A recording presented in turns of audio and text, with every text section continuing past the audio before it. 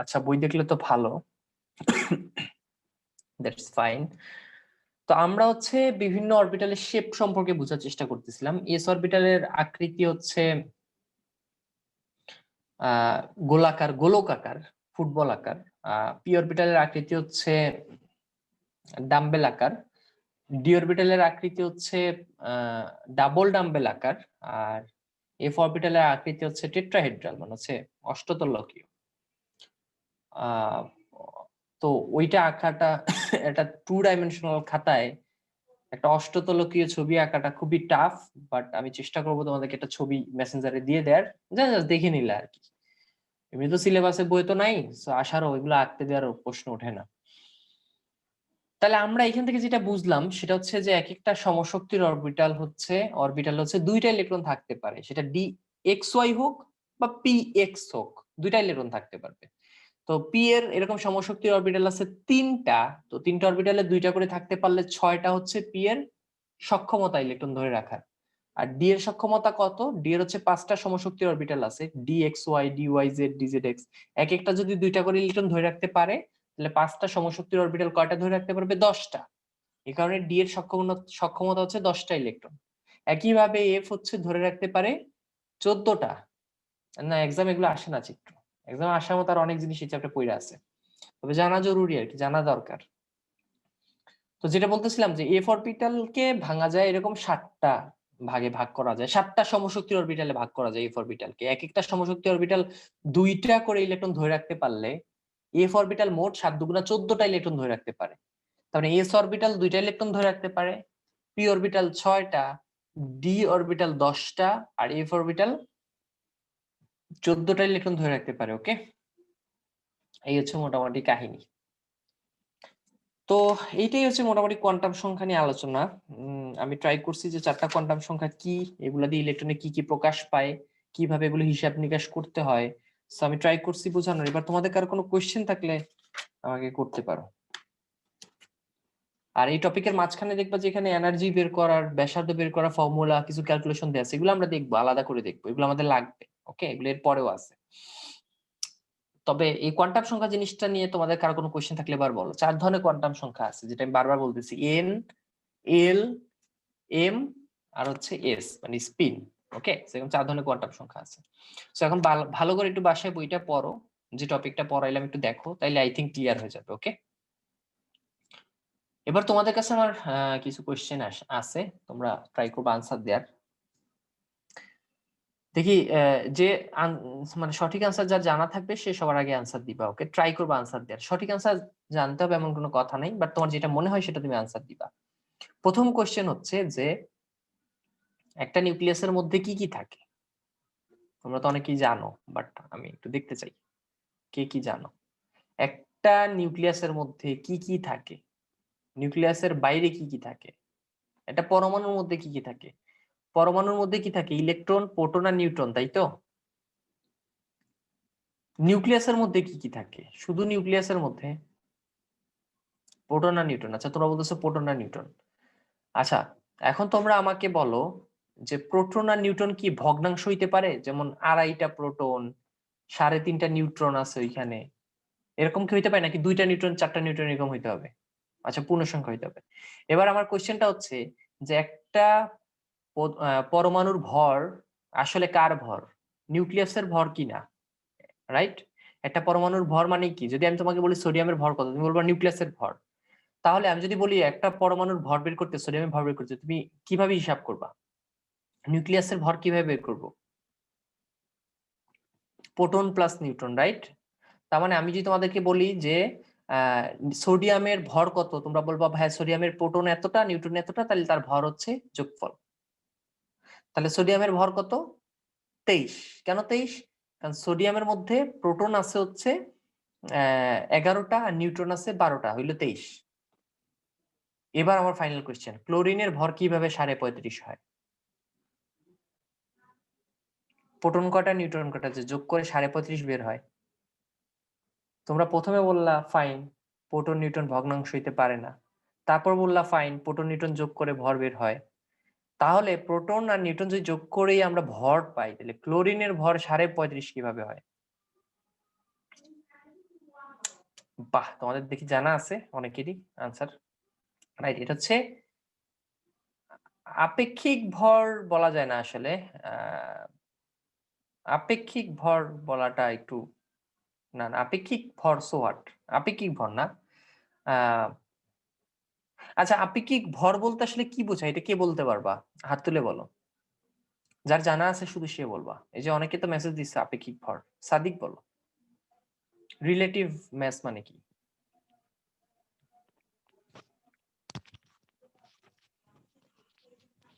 বেলি জানে, বেলি বেলি কিন্তু কারেক্ট আনসার দিয়ে দিছে। আচ্ছা সাদিক, তোমার কথা শোনা যাচ্ছে না, আমি জানি না কোন একটা সমস্যা হয়েছে হয়তো। আচ্ছা সাদিক মিউট করে রাখো। বেলি কিন্তু সঠিক আনসার দিয়ে দিচ্ছে, একবারে এক্সাক্ট আনসার দিয়ে দিচ্ছে। যেই আনসারটা আমি চাচ্ছি সেটা হচ্ছে সবগুলো আই।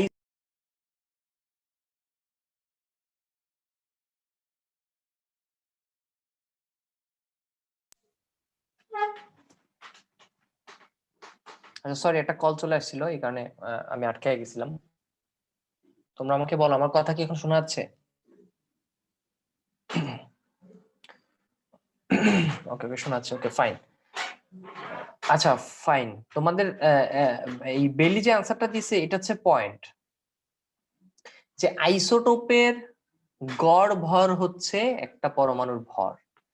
তোমরা তোমাদেরকে যখন আমি বলছিলাম যে সোডিয়ামের ভর কত, তোমরা বলছো 23, বা আমি বললাম 23, ক্লোরিনের ভর 35.5। এই ভরগুলো আসলে বের হয় কিভাবে? আপেক্ষিক ভর দিয়ে বের হয় ঠিক আছে, বাট অ্যাকচুয়াল ভরটা আমরা পাই হচ্ছে আইসোটোপের গড় ভর হিসাব করে। আচ্ছা আইসোটোপ জিনিসটা কি, তার আগে তো সেটা জানতে হবে। আইসোটোপ জিনিসটা কি, এটা কে বলতে পারবা?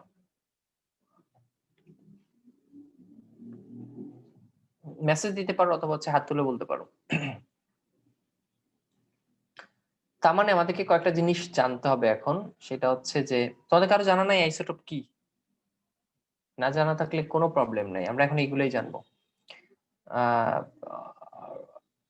আচ্ছা, তান্নি বলতে যাচ্ছ, তান্নি বলো।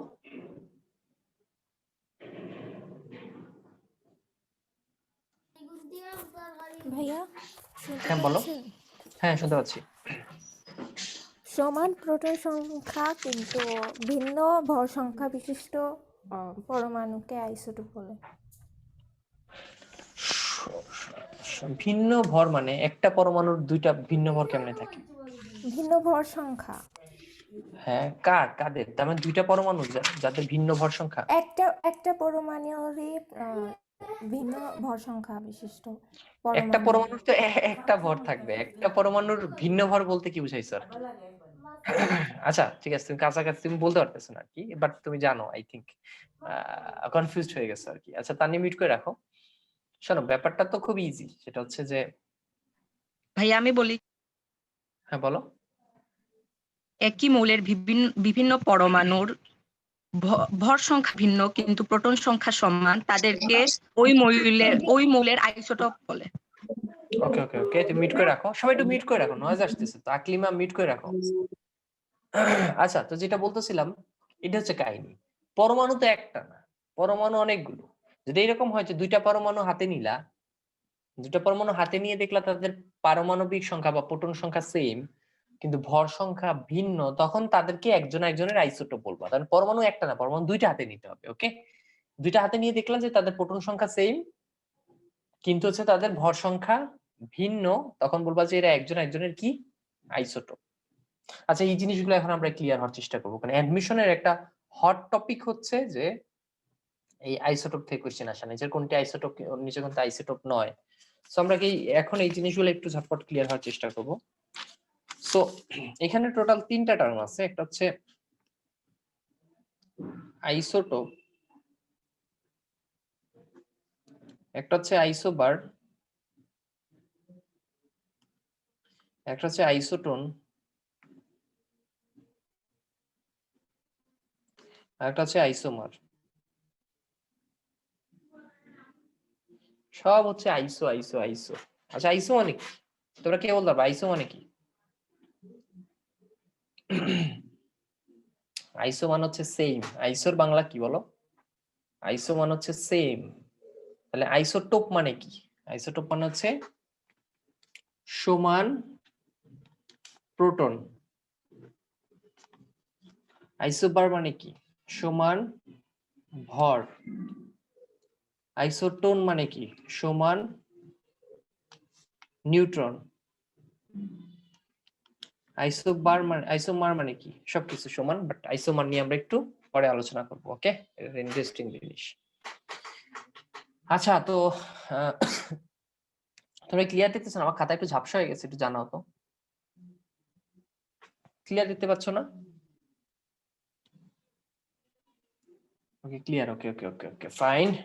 আচ্ছা, তো সমান আইসোটোপ নিয়ে আমরা একটু আলোচনা করি। আইসোটোপকে আমরা বলতেছি হচ্ছে যে সমান প্রোটন। সো জিনিসটা আসলে কি? তো সমান প্রোটন জিনিসটা মানে হচ্ছে যে দুইটা পরমাণু নিলে এক্স আর এক্স, তাদের ভর আলাদা। ধরো কারো 23, কারো হচ্ছে 22, কিন্তু তাদের প্রোটন সেম।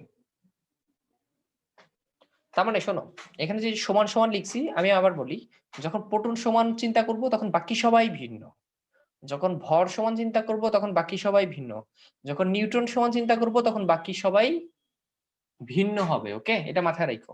তাহলে আইসোটোপে আমি বলছি সমান প্রোটন। সমান প্রোটন মানে এই দেখো, প্রোটন সেম 11টা 11টা। ভর কি সেম? তোমরাই বলো। ভর সেম না। নিউট্রন কি সেম? প্রথমটার জন্য নিউটন কত? 23 থেকে 11 বিয়োগ করো, কত? 12। আর পরেরটার জন্য নিউটন কত? 11। নিউট্রনও সেম না। তার মানে ভরও সেম না, নিউট্রনও সেম না, শুধু প্রোটন সংখ্যা হচ্ছে সেম। তখন এই এই এই দুইটা পরমাণুকে আমরা একটা একটা কি বলবো? আইসোটোপ বলবো। এক্সাম্পল চাও? একটা এক্সাম্পল দিই। হাইড্রোজেনের 3টা আইসোটোপ আছে। একটা হচ্ছে হাইড্রোজেন, একটা হচ্ছে ডিউটেরিয়াম, একটা হচ্ছে ট্রিটিয়াম। হাইড্রোজেন যেটা, ওইটার হচ্ছে প্রোটন একটাই থাকে, কিন্তু যেটা ডিউটেরিয়াম সেটারও একটা একটা, কিন্তু ভিন্ন থাকে হচ্ছে ভর। যেমন 1 2 3। প্রথমটাকে বলে হাইড্রোজেন, যার ভর হচ্ছে 2 তাকে বলে ডিউটেরিয়াম।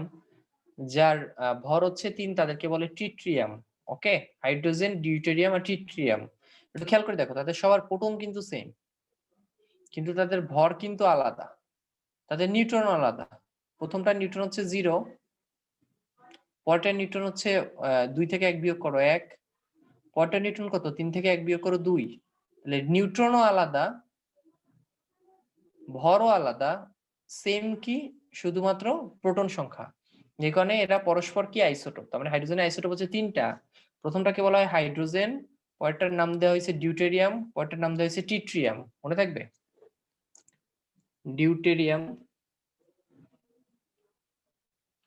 পরেরটা হচ্ছে ট্রিটিয়াম। ট্রিটিয়াম, ওকে। আর এটা হচ্ছে হাইড্রোজেন। তার মানে আমরা সচরাচর রসায়ন যখন পড়ি, যখন হাইড্রোজেন নিয়ে চিন্তা করি, আসলে আমরা এই প্রথমটা নিয়ে চিন্তা করি। এখন আমার একটা কোশ্চেন হচ্ছে যে আমরা কেন দ্বিতীয়টা ডিউটেরিয়াম বা ট্রিটিয়াম নিয়ে কখনো চিন্তা করি না? এগুলো তো হাইড্রোজেন নাকি? এগুলো হাইড্রোজেন না? এগুলো তো হাইড্রোজেনের আইসোটোপ। তাহলে এদেরকে নিয়ে কেন ক্যালকুলেট করা হয় না? তার কারণ হচ্ছে প্রকৃতিতে বা পরিবেশে এটা সবচেয়ে বেশি পাওয়া যায়, প্রায় 99 ভাগ পাওয়া যায়। সো যেটা বেশি পাওয়া যায় এটা নিয়েই তো আমরা আলোচনা করব, নাকি নাকি যাকে পাওয়া যায় না তাকে নিয়ে বেশি গুণগান করব? সো এক্স্যাক্টলি তাই হচ্ছে। 99 না, 98 না, কত আমার এক্স্যাক্টলি মনে নাই, বাট ম্যাক্সিমাম হচ্ছে হাইড্রোজেনই পাওয়া যায়। সো ম্যাক্সিমাম যেটা পাওয়া যায় আমরা তো সেইটা নিয়েই কাজ করব, নাকি? এই কারণে আমরা আমাদের হিসাব নিকাশে বা কেমিস্ট্রিতে যত কাজ করি আমরা এইটা নিয়েই চিন্তা করি।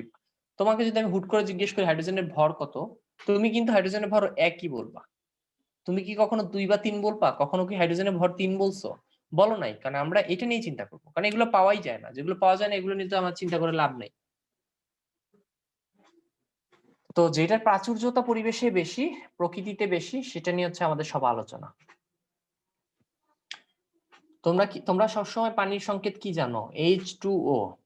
আচ্ছা, তোমরা কেউ বলতে পারবা যদি ডিউটেরিয়াম দিয়ে হয়, মানে D2O হয়, মাঝে মধ্যে এটাকে আবার ডি দ্বারা প্রকাশ করে। আমি তোমাদেরকে একটু দেখাই জিনিসটা। আচ্ছা, এই যে ডিউটেরিয়াম যেটাকে বললাম, এটাকে মাঝে মধ্যে এভাবে ডি দ্বারা প্রকাশ করে। হ্যাঁ, তাহলে আমাকে বলো যে H2O যেমন আছে D2O কি পাওয়া পসিবল কিনা বলো, তোমাদের কি মনে হয়? আর D2O এটাও কি পানি হবে কিনা?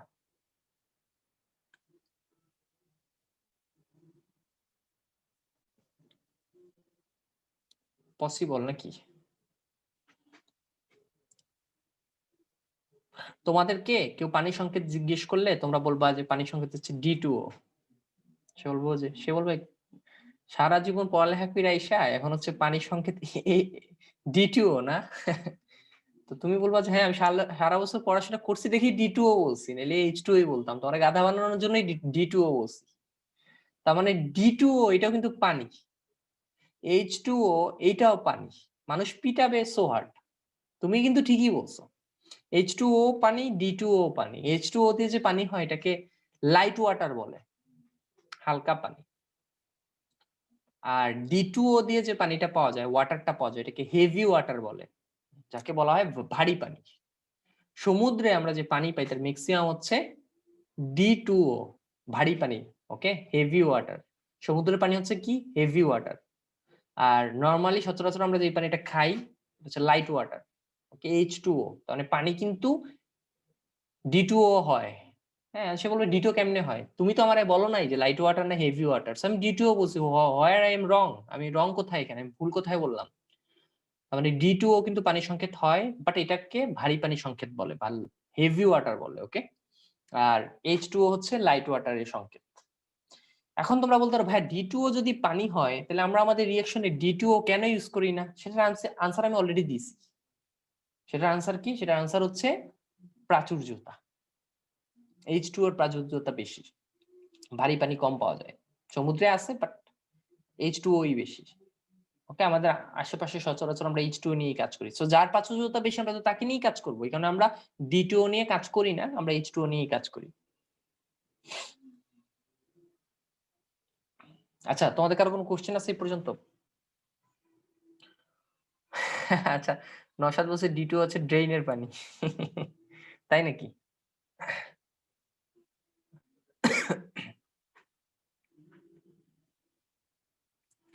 তোমাদেরকে একটা কোশ্চেন করি, দেখি তোমরা আনসার দিতে পারো কিনা। বলো, পর্যায় সারণীতে পরমাণু আছে অনেকগুলা, মৌলিক পরমাণু প্রায় 118টার মতো, তাই না? আরো নতুন নতুন আসতেছে।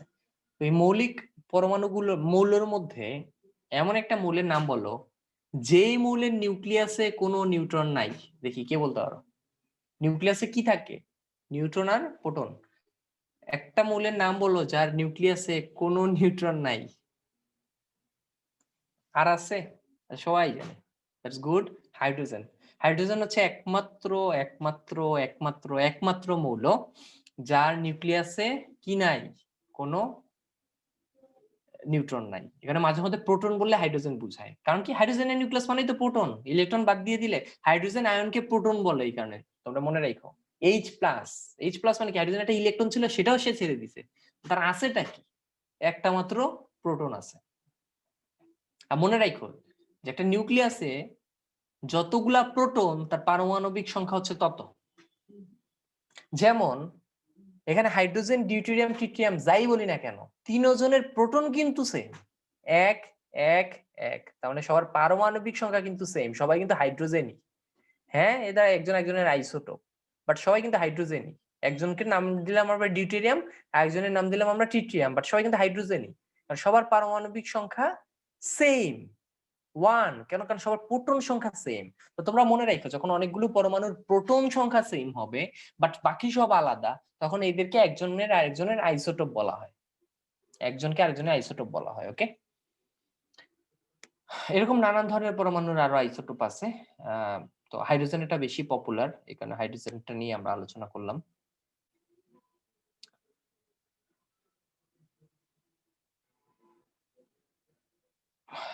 ভাই আমি হোমওয়ার্ক দিব, হোমওয়ার্ক যখন দেওয়ার দরকার, টেনশন নিও না। বাসায় বই পড়তে হবে, বুঝছো? এটা হচ্ছে সবচেয়ে বেশি জরুরি। আচ্ছা, যাই হোক, তোমাদের আর কোনো কোশ্চেন আছে এই পর্যন্ত? তাহলে আমরা আইসোটোপ কি সেটা বোঝার চেষ্টা করলাম। তাহলে তোমরা অলরেডি বুঝে গেছো যে আইসো বার তাহলে কি হইতে পারে। বার মানে ভর। ওকে, তাহলে ভর সেম হবে, বাকি সবকিছু আলাদা হবে।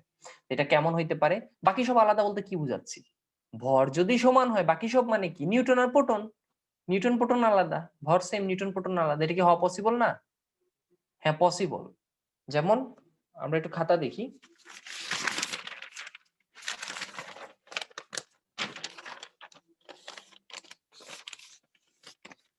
আচ্ছা ধরো এক্স, তোমরা তো জানো একটা পরমাণু সংকেতের উপরে লিখতে হয় ভর, ধরো কারো ভর লিখলাম 23, হ্যাঁ আর কারো ভর 23, আর নিচে লিখতে হয় হচ্ছে প্রোটন সংখ্যা। তোমরা জানো তো এটা, প্রোটন সংখ্যা বলো আর পারমাণবিক সংখ্যা বলো একই কথা, কারণ প্রোটন মানেই পারমাণবিক সংখ্যা।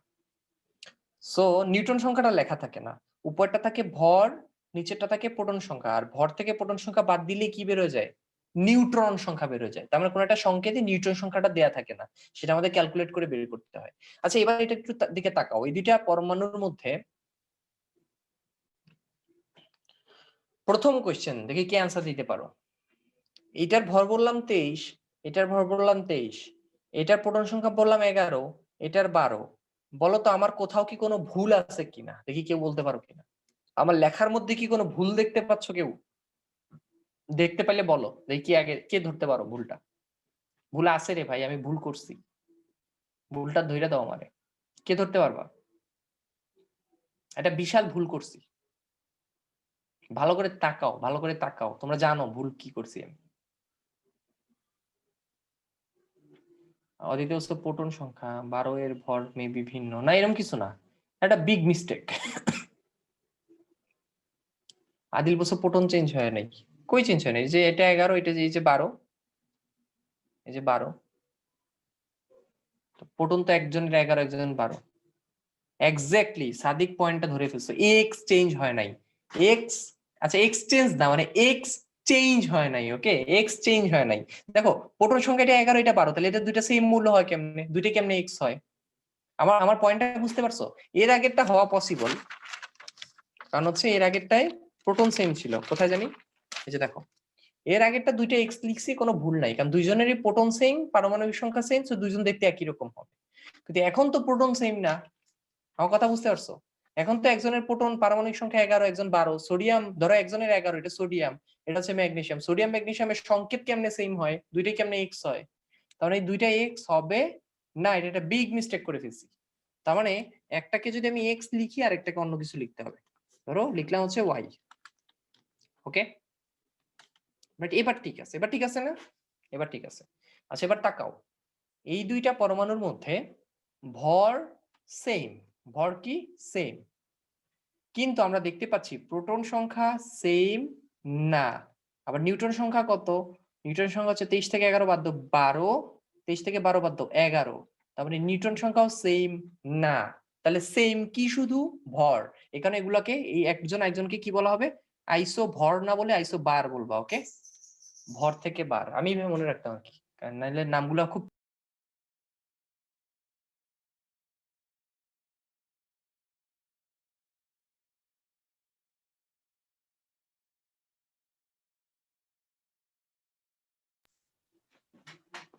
আচ্ছা সরি আমার একটা কল চলে আসছিল, আই থিঙ্ক এবার শুনতে পাচ্ছ আমার কথা। হ্যাঁ আমি যেটা বলতেছিলাম যে আমি যেভাবে মনে রাখতাম সেটা হচ্ছে যে আহ ভর সেম মানে বার, ভর থেকে বার, এইভাবে মনে রাখতাম আর কি। আইসো মানে সেম, কি সেম, বার সেম, মানে ভর সেম, এভাবে মনে রাখতাম আর কি। কারণ মনে রাখতে হবে তো, দিন শেষে তো তোমাকে মনে রাখতে হবে তাই না? আচ্ছা এই আইসোবার জিনিসটা বুঝো নাই কি, হাত তুলে বলতে পারো, কোনো সমস্যা নাই। আইসোবার জিনিসটা বুঝছো, এই যে এক্স আর ওয়াই এরা একজন একজনের আইসোবার। কেন একজন একজন আইসোবার? কারণ তাদের দুইজনের ভর সেম কিন্তু বাকি সব আলাদা। কারো কোনো কোশ্চেন আছে কি? তোমরা কি এক্সাম্পল খুঁজতেছো, রিয়েল এক্সাম্পল? আচ্ছা এই যে রিয়েল এক্সাম্পল দিচ্ছি, কার্বন আর নাইট্রোজেন। কার্বনের একটা আইসোটোপ পাওয়া যায় যার ভর হচ্ছে 14 আর পারমাণবিক প্রোটন সংখ্যা 6। তোমরা বলতে পারো ভাইয়া কার্বনের তো 12 ভর, আপনি 14 লিখছেন কেন? এইটার আনসার কে দিতে পারবা বলো? কার্বনের ভর তো 12, 14 লিখছি কেন বলো? এটা কার্বনের একটা আইসোটোপ। আরেকটা আইসোটোপ 12 যেটা জানো, হ্যাঁ ওইটা হচ্ছে 5 উচ্চতা বেশি দেখে আমরা ওইটা নিয়ে কাজ করি, কিন্তু আর কি নাই, এটাও কার্বনের একটা আইসোটোপ। এই আইসোটোপ আর নাইট্রোজেনের একটা মিল আছে, নাইট্রোজেন নরমাল যে নাইট্রোজেনটা, তাদের দুইজনের ভর কিন্তু সেম। তার মানে কার্বনের এই আইসোটোপ আর নাইট্রোজেনটার ভর সেম কিন্তু বাকি সব আলাদা।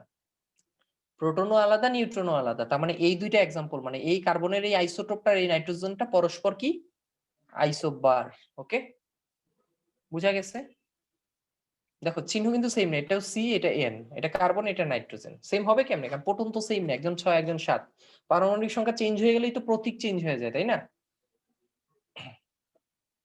আচ্ছা ফাইন, এবার হচ্ছে আমরা যে জিনিসটা দেখবো সেটা হচ্ছে আইসোটোন।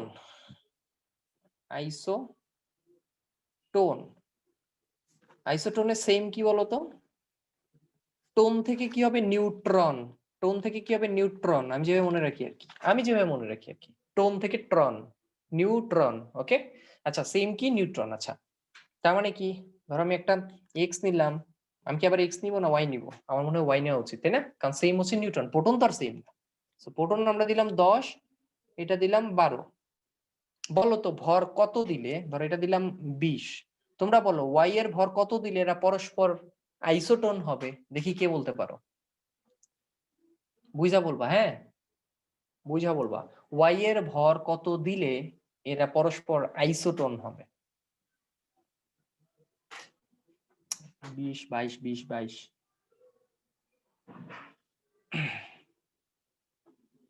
আচ্ছা সবাই বলতেছো 22, আমি একটু 22 দিয়ে দেখি আসলে কাহিনীটা কি হয়।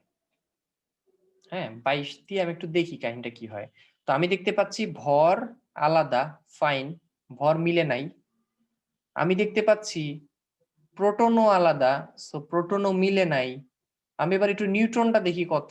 প্রথমটার জন্য নিউট্রন হচ্ছে 10, পরেরটার জন্য নিউট্রন হচ্ছে 10। নিউট্রনটা সেম, আর নিউট্রন সেম মানে হচ্ছে এরা পরস্পর আইসোটোন। রাইট, তোমাদের সবার আনসার ঠিক আছে যারা 22 বলছো। ওকে, সো এই যে এক্স আর ওয়াই এর যে এক্সাম্পলটা দিলাম, এইটা থেকে আমরা কিভাবে বুঝলাম? আমরা বের করে দেখলাম যে ভর আলাদা, প্রোটনও আলাদা, নিউট্রন দেখলাম সেম হয়ে গেল। তার মানে সেম নিউট্রন মানে এরা আইসোটোন। এটা একজন একজনে কি, একজন একজনে আইসোটোন। এক্সাম্পল দেই একটা নাকি? একটা এক্সাম্পল দেই, লাইক কার্বন 6 আর 14, সেই আইসোটোপটা আবার নিলাম। এবার নিলাম হচ্ছে অক্সিজেন 8 আর হচ্ছে 16। এবার একটু চিন্তা করে দেখো তো, এই কার্বন আর অক্সিজেনের মধ্যে তাদের ভর আলাদা, তাদের প্রোটন আলাদা, তাদের নিউট্রন কত? এখানে হচ্ছে 8, 14 থেকে 6 গেলে 8, এখানে 16 থেকে 8 গেলে 8। তাদের নিউট্রন কিন্তু সেম, তাহলে এরা পরস্পর আইসোটোন যেহেতু তাদের নিউট্রন সেম। বুঝা গেছে? তাহলে এখন কি আমার কথাটা মিললো? এখানে যে আমি কোথায় জানি, হ্যাঁ একটা মিনিট, এই যে 4 ধরনের জিনিস নাম, এই যে কি এখন বুঝতে পারছো? আইসোটোপ কারা? যাদের সমান প্রোটন। আমি এইভাবে রাখি যে টোপ থেকে প্রোটন, জানি না এটা কেমনে মিলছে, বাট এই দুইটা আমার মনে থাকে। বার মানে হচ্ছে ভর, আর হচ্ছে টোন মানে হচ্ছে ট্রন, নিউট্রন। এই দুইটা মনে থাকে, বাকিটা এমনি মিলে যায়। টোপ মানে প্রোটন, না মিলে যাবে কই? ভর তো আর হবে না, কারণ ভর তো আমি বারকে দিয়ে দিলাম, আর নিউট্রন তো হবে না, ট্রন তো আমি টোনকে দিয়ে দিলাম। তো থাকে কি প্রোটন, সো প্রোটনটা হবে আইসোটোপ। আমি এভাবে মনে রাখি আর কি, কারণ এগুলো প্যাচ লাগাটাই স্বাভাবিক, নামগুলো কাছাকাছি তো। সো তোমরা এভাবে মনে রাখবা, যেভাবে যার সুবিধা হয় মনে রাখবা। এখন তো বলতো ভাই এইটা কি, এটা কোত্থেকে আবার আপনি নিয়ে আসলেন? আইসোমার আমি নিয়ে আসছি হচ্ছে তোমাদের জন্য, তাকে আমি হায়ার করে নিয়ে এসেছি হচ্ছে অর্গানিক কেমিস্ট্রি থেকে, কেমিস্ট্রির চ্যাপ্টার 2 থেকে, দ্বিতীয় পত্রের চ্যাপ্টার 2 থেকে। সেখান থেকে আমি নিয়ে আসছি আইসোমার। নিয়ে আসার একটা কারণ আছে, কারণ স্টুডেন্টদেরকে কনফিউজ করার জন্য 4টা অপশন থাকে, তো আরেকটা অপশন আইসোমার দিয়ে দেয়। Isotope, isobar, isotone, isomer. এখন এই আইসোমার তো স্টুডেন্টরা কোথাও দেখে নাই, সো এটা কনফিউজড হয়ে যাচ্ছে। আইসোমার কি, আইসোমার কি আনসার হইতে পারে? আচ্ছা আইসোমার জিনিসটা বলি, আইসোমার হচ্ছে সবকিছু সেম থাকবে, এদের মধ্যে এনার্জির পার্থক্য থাকবে। সব same, proton same, neutron same, ভর সেম, সব সেম। তফাৎটা কোথায়? তফাৎটা হচ্ছে এনার্জিতে। আর অর্গানিক কেমিস্ট্রিতে জিনিসটা কেমনে বলে? অর্গানিক কেমিস্ট্রিতে হচ্ছে যে একই সংকেত কিন্তু গঠন আলাদা। দুইটা জিনিসের সংকেত সেম, দুইটা যৌগের সংকেত সেম, কিন্তু তাদের গঠন বা স্ট্রাকচার আলাদা। তুমি যদি তাদের স্ট্রাকচার চেক করো, ভিতরে ঢুকো, দেখবা আলাদা। তখন এদেরকে পরস্পর কি বলা হয়? আইসোমার বলা হয়। আর নিউট্রন বা নিউক্লিয়াসের ক্ষেত্রে যদি আমরা চিন্তা করি, তাহলে সব সেম থাকবে, কোন একটা পরমাণু সব সেম থাকবে, শুধু এনার্জিতে ডিফারেন্স থাকবে, তখন সেটাকে বলা হয় আইসোমার। মনে থাকবে? এটা তো যদি তোমাদের বইয়ে নাই বলে দিলাম আমি, আর মাঝে মধ্যে তোমাদেরকে এটা দিতে পারে, নাম সেম তো এই কারণে দিতে পারে। আচ্ছা, আইসোটোপের প থেকে প্রোটন, রাইট, জাহেরা ধরে ফেলছে। আইসোটোপের প থেকে প্রোটন, আইসো বার থেকে ভর, আর আইসোটোন, টোনের ন থেকে নিউট্রন, রাইট রাইট। আচ্ছা, তোমাদের কারো কোনো কোয়েশ্চেন থাকলে বলো এবার। এরপর তোমাদের এখানে তিনটে স্থায়ী মূলকের কথা বলা আছে, ইলেকট্রন, প্রোটন, নিউট্রন, এগুলো তো তোমরা জানো, এগুলা তোমরা একটু রিডিং পড়ে ফেলবা। যে ইলেকট্রন হচ্ছে নেগেটিভ চার্জে চার্জিত, তার চার্জের পরিমাণ কত, ইলেকট্রন চার্জ কত 1.67 গুণ 10⁻⁹ কুলম্ব। ওকে, প্রোটনের কত চার্জ তাহলে, ইলেকট্রনের যদি হয় -1.6 গুণ 10⁻⁹, তাহলে প্রোটনের হচ্ছে +1.67 গুণ 10⁻⁹। সো একজনের চার্জ হচ্ছে নেগেটিভ, একজনের পজিটিভ। নিউট্রনের চার্জ কত? 0, চার্জলেস। নিউট্রন কি চার্জলেস, তার কোনো চার্জ নাই। ওকে, সে হচ্ছে নিউট্রাল। সো নানান কাহিনী আছে, নিউট্রনকে আবার ভাঙলে হচ্ছে প্রোটন বের হয়, ইলেকট্রন বের হয়, নিউট্রিনো বের হয়। সো সেগুলো আমরা দেখবো, আস্তে আস্তে দেখবো। আপাতত তোমরা বইয়ে যে ধারণা দেয়া আছে ইলেকট্রন, প্রোটন, নিউট্রন, এগুলো একটু রিডিং পড়বা। কার চার্জ কেমন, কার ভর কেমন। হ্যাঁ, ইলেকট্রনের ভর কত 9.11 মনে হয় গুণ 10⁻31 কেজি। ওকে, সো এগুলো দেয়া আছে, পড়বা অবজেক্টিভের জন্য। কেন বেশি হয়ে গেছে আজকে? আজকে জানা অবশ্য আজকে একটা বড় টপিক শেষ করে দিছি, কোয়ান্টাম সংখ্যা আরেকবার দেখাইছি আমি। তো এটা তোমাদেরকে বাসায় প্র্যাকটিস করতে হবে। আজকে এই পর্যন্তই থাকবে, আজকে এনাফ হয়ে গেছে আমি বুঝতেছি। তো যা যা পড়াইলাম অবশ্যই বই খুলে পড়ে নিবা। অনেক কিছুই পড়াইতে পারি নাই, সেগুলো আমরা পড়বো। ওকে, সো যতটুকু পড়াইছি ততটুকুই বই খুলে পড়ো, দ্যাটস এনাফ। কিন্তু বইটা পড়তে হবে মনোযোগ দিয়ে, ঠিক আছে? সো আজকে ক্লাস এই পর্যন্ত থাক, পরশুদিন সেম টাইম তোমাদের সাথে আবার দেখা হবে, আমরা এখান থেকে আরো সামনের দিকে আগায় যাবো। ওকে, সেই পর্যন্ত সবাই ভালো থাকো, সবাইকে আল্লাহ হাফেজ, আসসালামু আলাইকুম, গুড নাইট। आदाब भैया। আদাব।